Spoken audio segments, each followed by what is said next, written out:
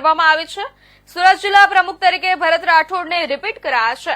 સુરત જિલ્લા cluster in charge યુવરાજ ચૌહાણ અને વડોદરાના પૂર્વ સાંસદ રંજન ભટ્ટ દ્વારા ભરત રાઠોડનું નામ જાહેર કરવામાં આવ્યું છે।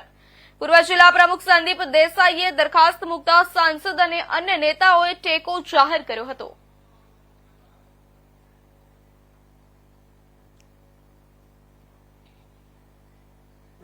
સુરત જિલ્લા ભારતીય જનતા પાર્ટી તરફથી સુરત જિલ્લા ભારતીય જનતા પાર્ટીના પ્રમુખ તરીકે મને ફરીવાર પ્રદેશ તરફથી આજરોજ મેન્ડેટ આપવામાં આવ્યો છે અને આ જવાબદારીને હું ખૂબ સારી રીતે સમજું છું।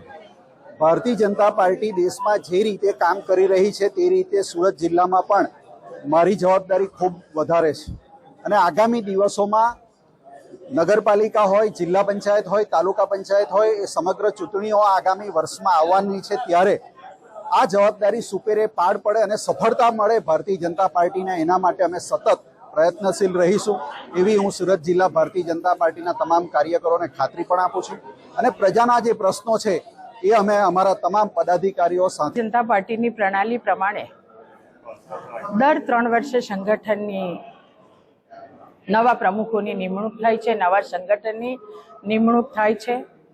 આખા ગુજરાતમાં આજે ફરીથી ભારતીય જનતા પાર્ટીનું સંગઠનનું નેતૃત્વ જેઓ સંભાળી શકે એવું દરેક જિલ્લામાં, મહાનગરમાં આજે અધ્યક્ષની નિમણૂક કરવામાં આવી છે।